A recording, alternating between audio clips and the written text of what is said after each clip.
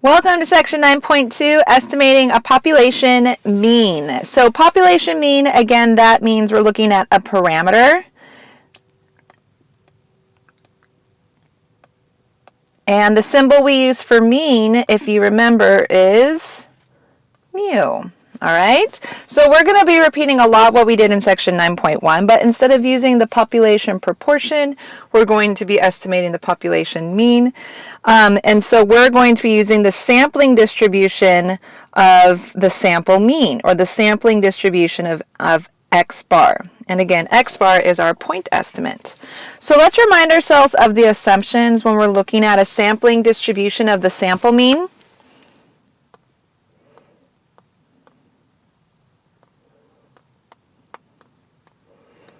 All right, so there's three things we have to check.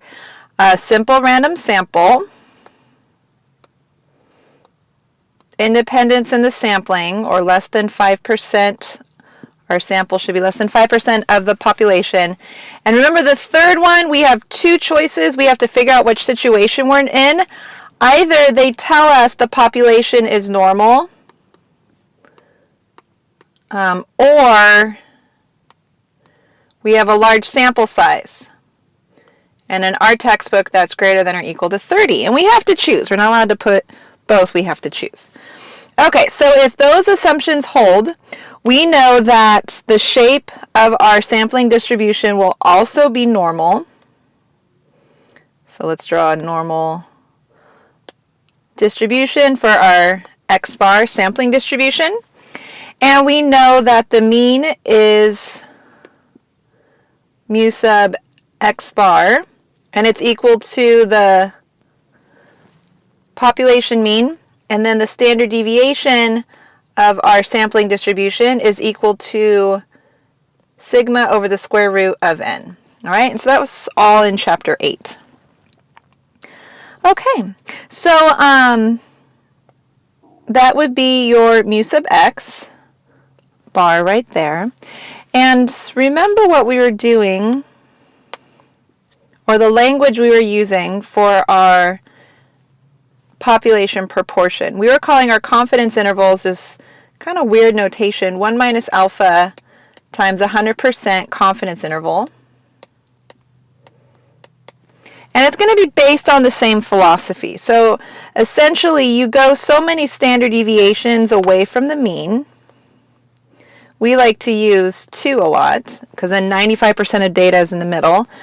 But essentially, to make it general, 1 minus alpha would be in the middle if we go so many standard deviations out.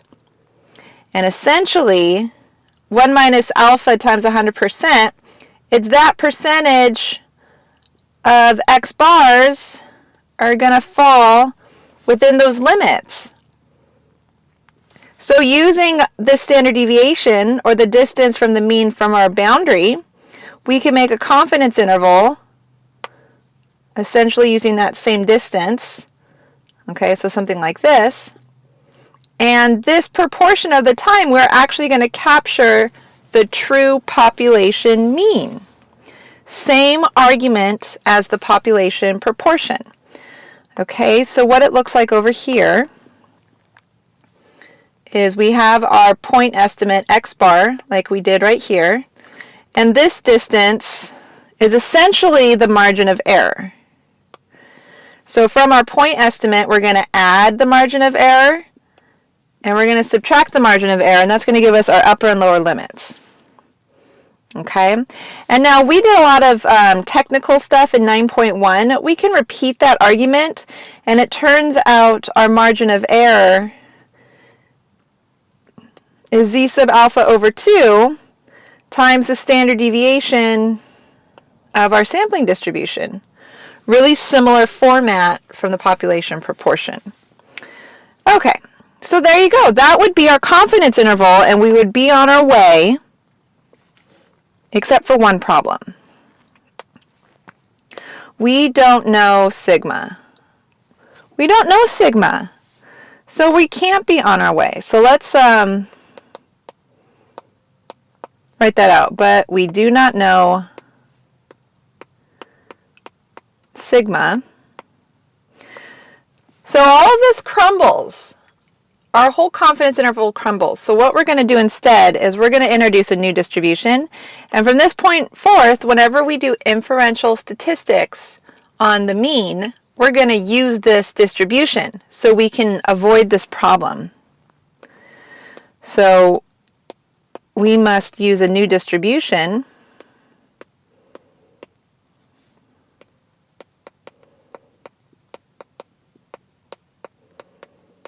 And it's called the student's t-distribution.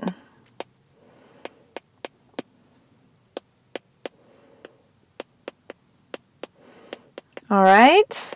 So if we scroll on down, these are the qualifications of student's t-distribution. We have simple random samples still of size n is taken from population.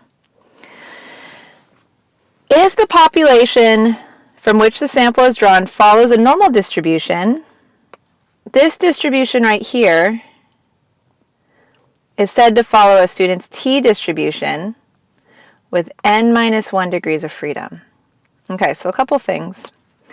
Notice that this t is almost exactly like our z-score. It's our point estimate minus the mean over our new standard deviation. And instead of sigma right here for the population, it's S, which comes from the sample. So now just switching out sigma with S, which we have because it's from a sample, we made a new distribution and we can do inferential statistics. And this one is dependent on the degrees of freedom. Okay, and then here's some things to note. Just as far as the shape goes, some similarities with our z-curve at least. So let's see, this one on top in blue is our normal distribution. All right, so that's what we would get with the z-curve. And now the curves below are our t-distribution, and we can see they're very similar. Okay, it's the same kind of basic shape.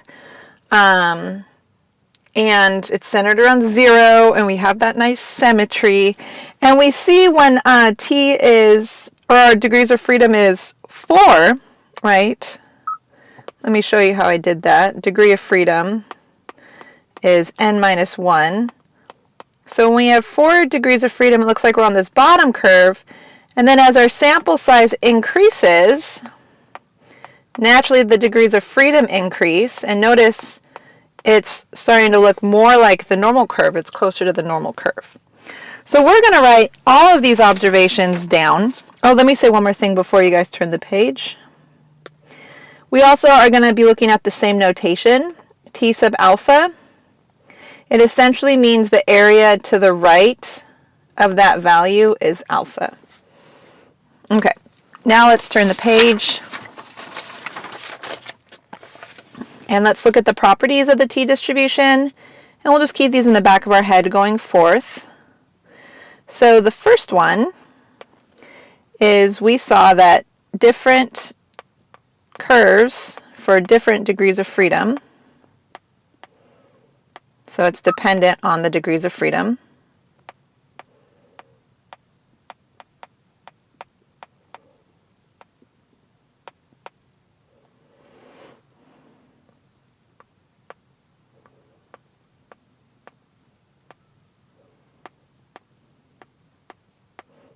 Right, DF is sometimes what I call degrees of freedom. The other thing that we saw is that the t-distribution is centered at 0 and it's symmetric about 0.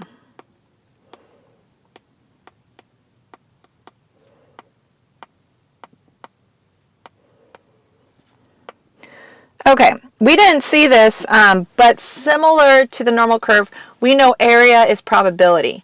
So that all the area under the normal curve is 1. And that same concept is going to carry over to the t-distribution. The area under the curve is 1.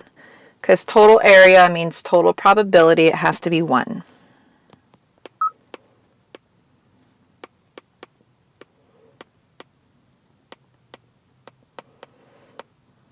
Okay. Also similar to our normal curve, the tails go on forever. And the grown-up math term for that is asymptotes.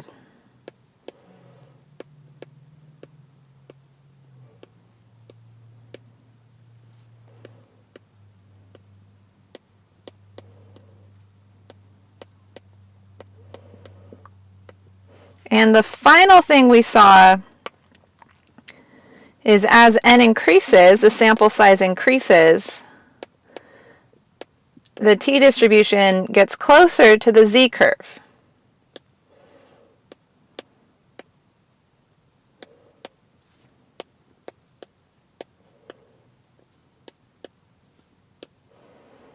Okay, so now let's look at the particulars for this section 9.2. All right, so again, we're going to see the student's t-distribution from now on whenever we're doing any sort of inferential statistics for the mean.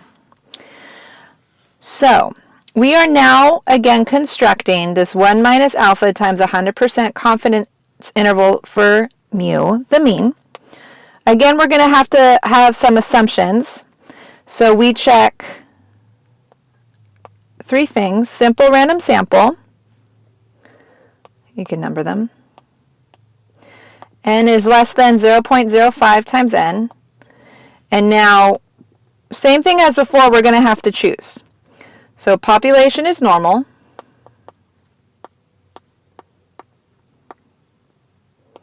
or sample size is large, or sometimes we're given raw data.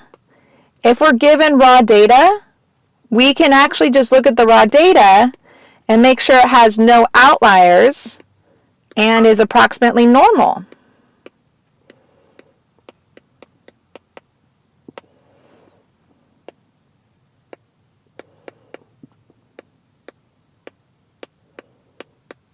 Okay, so one way to do that, just to do a little side journey, we can make sure the sample data has no outliers by a box plot. We know asterisks, those little stars, mean outliers. And we know a way to see if a distribution is normal. We can look at a normal probability plot.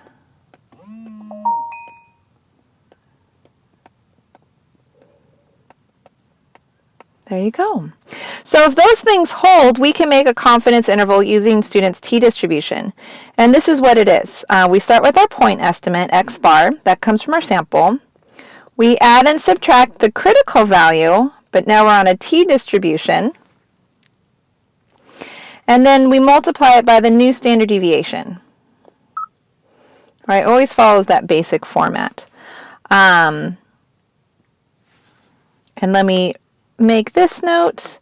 T alpha over 2 is the critical value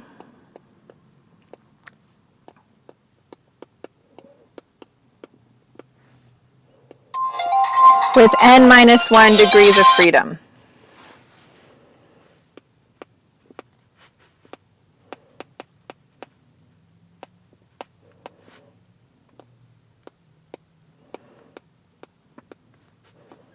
And you can go ahead and take a look at there is a t-distribution chart at the back of your textbook. It's also on the formula sheet. It's organized by area in the right tail and degrees of freedom. So you can fool around with that and see how that t-distribution works for different critical values and different degrees of freedom. So let's see how this is going to work. We are not going to do a by hand example. We're just going to skip to our calculator, which is kind of nice. And we're going to do a very basic generic example. So here we have that a simple random sample of size 35 is drawn. The sample mean x bar is 18.4 and s is 4.5. Construct a 95% confidence interval for mu.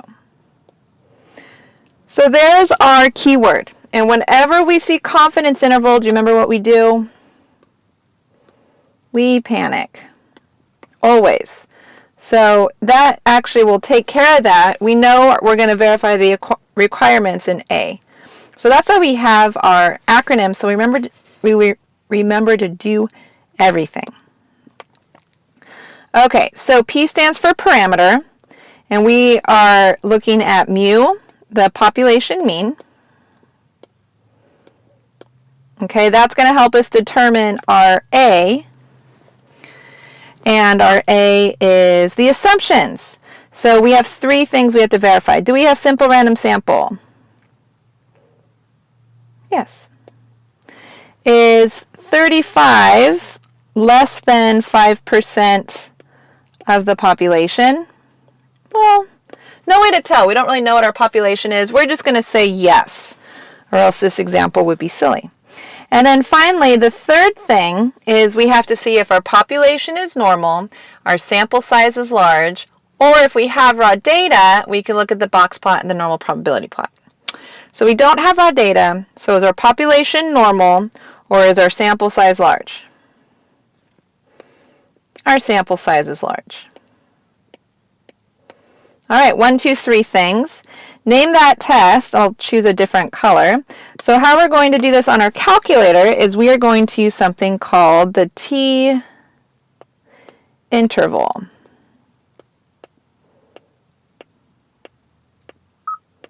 We are going to be using a t-interval. All right, so let's go ahead and find that on our calculator. It's under our stat button, same as section 9.1. And before I show you exactly how to do that on your calculator, let me tell you what the interval is.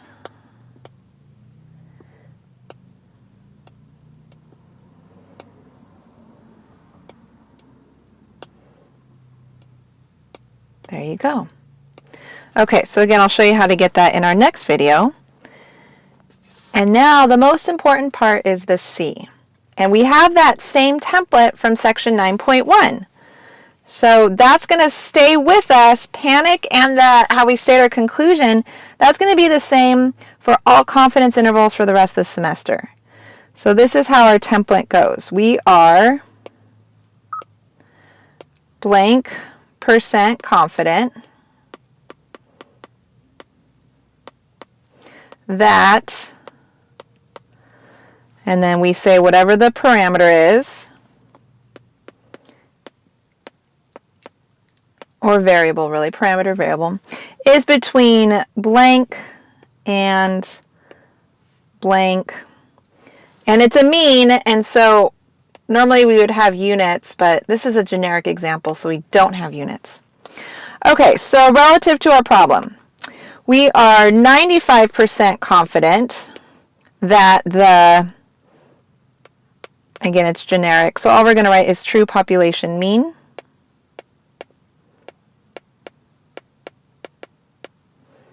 Is between 16.854 and 19.946 units.